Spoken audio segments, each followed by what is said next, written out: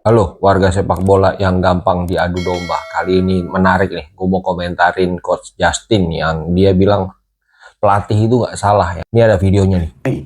Lu kalau lawan lu tingginya 185, lu 175, lu mau ngelawan gimana? Atau 80 ke atas, di mana mereka jauh lebih kuat dengan bola-bola atas. Nggak ada yang salah, Ya memang. menurut dia, kemarin kita kebobolan bola atas. Menurut dia, lu mau tinggi badan cuma 170, mau meladeni tinggi badan yang 180, 190, ya bisa apa? Ya itu bukan alasan sih sebetulnya. Ya mungkin Coach Justin lupa dengan legend Italia yang bernama Fabio Cannavaro. Fabio Cannavaro adalah seorang center back yang tingginya cuma 175, ya mungkin 177, tapi dia bisa bersaing dengan striker-striker Raja Udara yang pada saat itu adalah pemain terbaik di Serie A. Selain Cannavaro ada juga Ivan Cordoba. Oke, kita mulai dari Fabio Cannavaro dulu.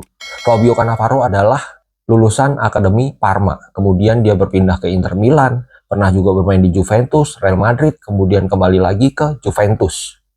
Di masa prime-nya, di tahun 90-an sampai 2000-an, Cannavaro berhadapan dengan striker-striker terbaik di Italia. Karena pada saat itu, Italia menjadi magnet.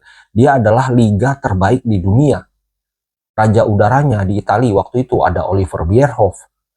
Terus yang tinggi-tinggi ada Iglitare, ada Janker. Bahkan dia juga sempat berhadapan dengan Zlatan Ibrahimovic waktu Cannavaro pindah ke Real Madrid, Ibrahimovic main di Juventus. Tapi apakah dia nyerah? Oh enggak. Dia punya daya juang, dia punya mental yang luar biasa. Makanya tinggi badan ya bukan alasan. Mau yang lebih pendek lagi, Ivan Cordoba. Ivan Cordoba adalah seorang center back yang bermain di Inter Milan. Dia bermain selama 13 musim. Kewarganegaraannya adalah Kolombia. Dia cuma 173 cm. Tapi dia juga bersaing sama striker-striker yang katanya gede-gede, yang katanya raja udara. Dan gak masalah.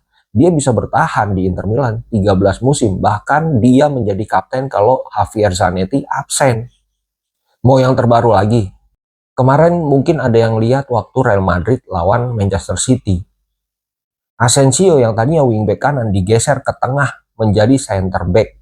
Asensio pun nggak tinggi. Teman-teman bisa lihat tuh waktu dia ketemu sama Haaland. Bahkan sempat bersih tegang. Asensio paling cuma sepundaknya Haaland. Dia center back dan ditugaskan untuk mengawal Haaland. Apakah gentar? Ya enggak. Apakah itu jadi alasan? Enggak. Dunia profesional nggak mengenal tinggi badan. Dunia profesional yang dikenal adalah kemampuannya.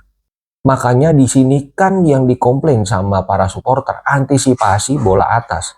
Bukan soal duel aja. Bedanya antisipasi dan duel adalah kalau antisipasi itu sebelum terjadinya duel. Sebelum terjadinya bola itu di crossing.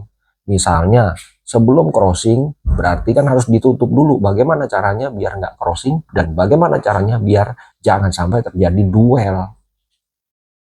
Jadi bukan soal duel aja, tapi kalau Coach Justin tadi sepertinya dia mempersempit seolah-olah bola udara itu hanya soal duel di udara. Padahal enggak juga.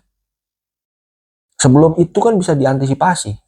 Bagaimana caranya wingback itu menutup umpan crossing yang dikirim ke tengah, jangan sampai terjadi, kan begitu. Antisipasi, bukan cuma soal duel.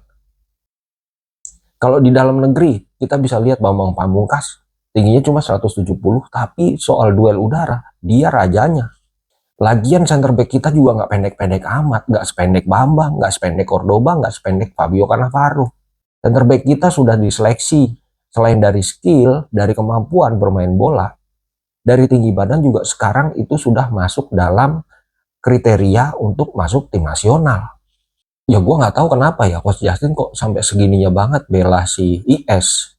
Ini kalau Sintayong yang dapat hasil begini, dia udah ngoceh kayak apaan tahu tuh. Dia udah podcast kemana-mana. Bahkan ada beberapa TV kali yang langsung membahas soal ini. Lagian kritik-kritik aja, emang apa yang salah dengan kalau kritik Indra Safri?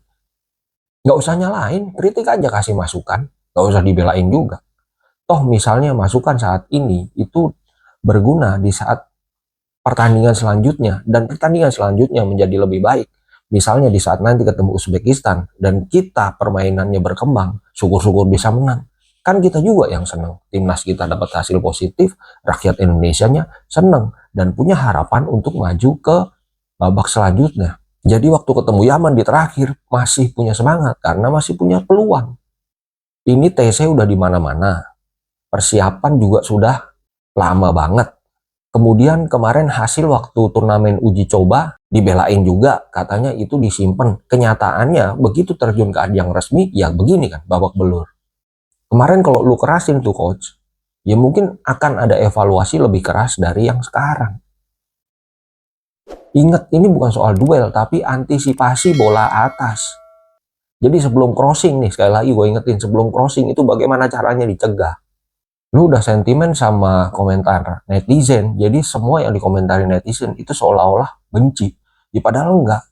Persepsi itulah yang ada di kepala lu. Jadi mungkin netizen baru ngetik A gitu ya, lu langsung udah punya persepsi sendiri. Kayaknya begitu. Jadi langsung anti kritik. Ya katanya harus objektif. Ya udah, kritik-kritik aja. Kalau memang untuk kemajuan tim nasional, ya kritik aja, nggak masalah. Pakai ngatain netizen lebay, asal-asalan, sok tau lah. Ya netizen mah memang bukan ahlinya. Dia juga nggak terima uang dari pekerjaan untuk berkomentar. Ya lu aja yang kerjanya di situ terima uang di saat bekerja sebagai komentator ataupun pandit dapat uang. Ya kadang komentarnya asal-asalan, berubah-berubah. Kayaknya mungkin karena kebanyakan. Jadi lu ada podcast, ada komentator, ada pandit atau apa kebanyakan. Jadi apa yang diucapkan tuh udah mulai lupa. Pokoknya begitu ditanya gue harus ngomong. Jadi ya udahlah, yang penting ngomong dulu tuh. Soal nanti bagaimana, ya udah tinggal playing victim. Wah, gue dipelintir nih. Ya nggak dipelintir, memang begitu. Yang kita dengar kan begitu, yang kita tonton, yang kita lihat komentarnya ya seperti itu. Terus orang menganggap benci sama lu. Ya enggak juga. Sampai hari ini juga analisa terbaik juga lu masih masuk dalam salah satu acuan kita dalam prediksi maupun review. Ya buktinya kan YouTube lu juga ditonton banyak orang. Cuma kalau makin kesini makin nggak objektif ya bagaimana? Ya resikonya adalah ada pro dan kontra, kan begitu. Udahlah gitu dulu ya, yang penting komentar lah. Kita mah nggak dibayar, gratis ya, salah-salahan aja. Oke, jangan lupa subscribe.